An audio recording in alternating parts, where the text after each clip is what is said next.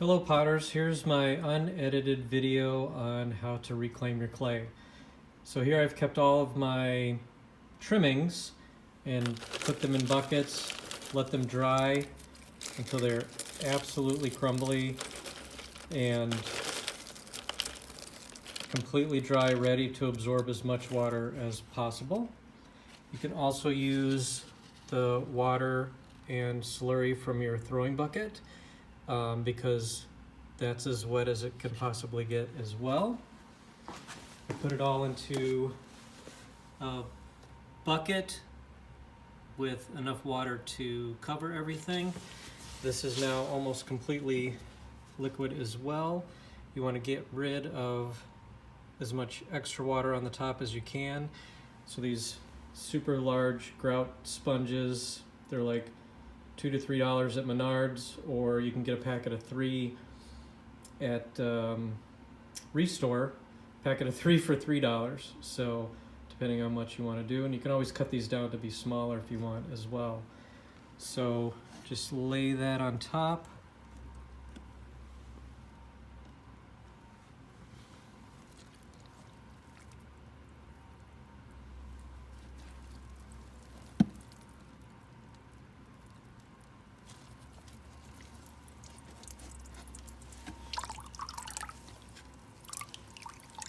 I'd recommend using 2 hands and not carrying your camera at the same time.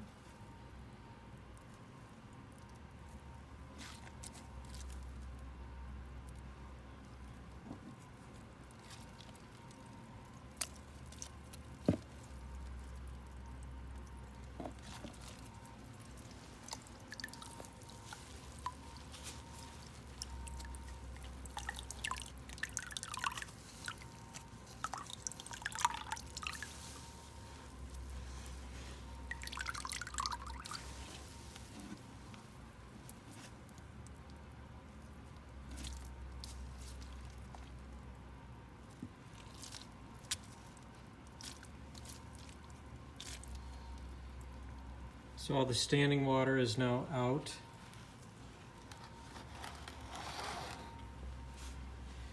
And I know other videos talk about mixing it and all that kind of stuff. I never do that. I do all the mixing later. But just start scooping it out and putting it onto one of these plaster forms that are everywhere here.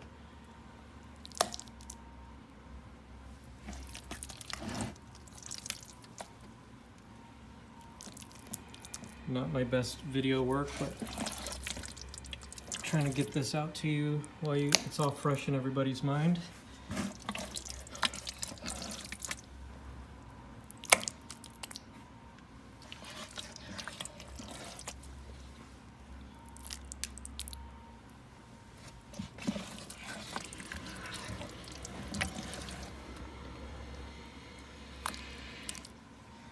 Don't want to make you too dizzy, sorry.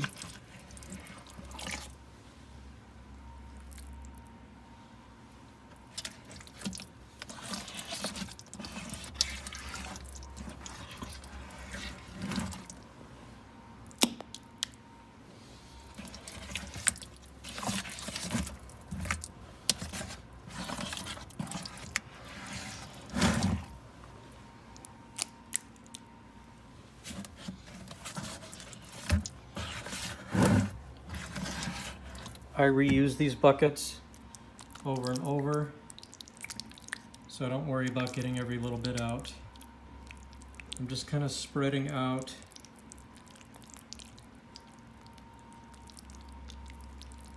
so I don't have any peaks. Those end up being dry bits.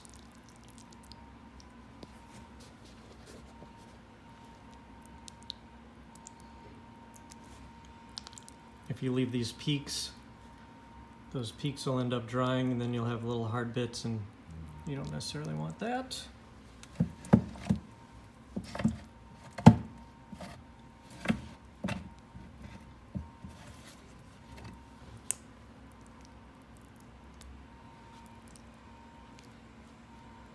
So the inclination is to try to push everything in and down and press it in. That's just going to make it harder to take off the plaster bat later.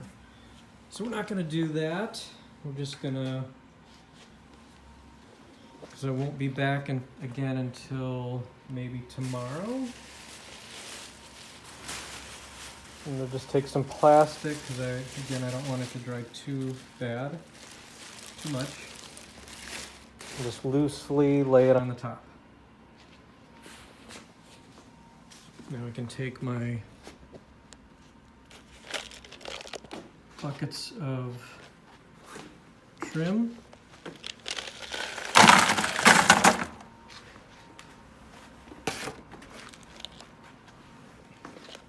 Note to self, bring a tripod next time.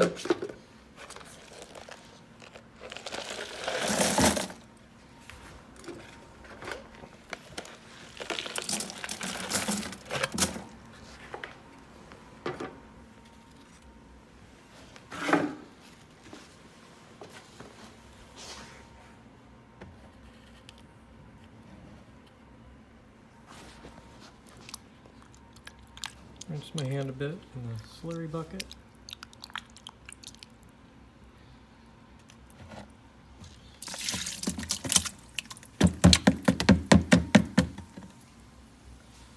Dump your slurry in. Again, I just keep reusing this adding water to this bucket, so I don't need to get every little bit out of there.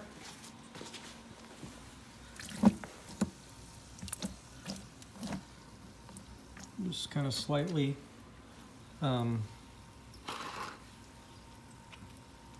even it out.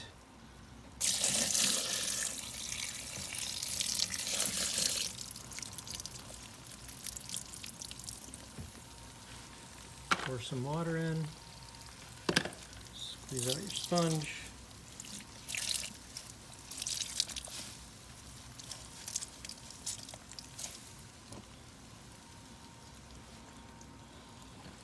Remember to clean up your mess so Jen doesn't have to later.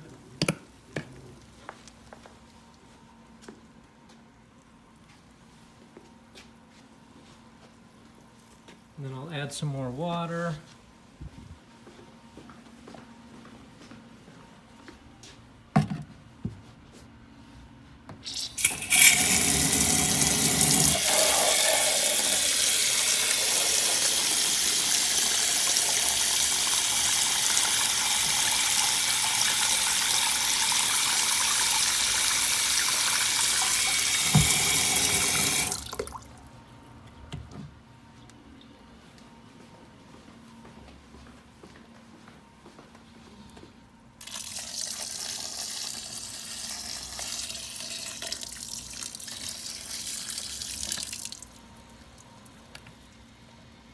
Still got a bit that can be seen, but that's okay. That'll absorb and get wet. You're ready with your throwing bucket. You have a couple going at a time, but leave that to completely get wet. You can see the bubbling happening while it's absorbing water. So that'll be overnight or a day or weeks or months whenever you get to it, to be ready to use, to be put on the plaster. So tomorrow I will come in, the plaster will have absorbed most of the water from the bottom, probably 2/3 of the clay. This will be pretty easy to peel back, flip over like a pancake. Sometimes you have to do it in sections, that's okay. Just make sure the wet stuff gets back on the plaster. Covered again, and within probably a few days, I'll come back because I'll keep the plastic on it. If I'm definitely going to come back, know I'm going to be coming back the next day. I'll come in and uncover it, peel it all back, and then bring it over to the wedging table and wedge it up. Spiral wedging is not the best way to mix clay. That'll be with a wire, cut and slab and pound situation. I am coming up with a way to attach that to our table over here. So we'll have that available to use on table that is already covered in Canvas, and I'll do a demo of that when I get that set up. But that's the basics. It's super easy, doesn't take much time, just as long. This has been 10 minutes to do it all. So I'll do the next steps later. Any questions, let me know. Thanks, folks. Bye-bye. Hope this helps.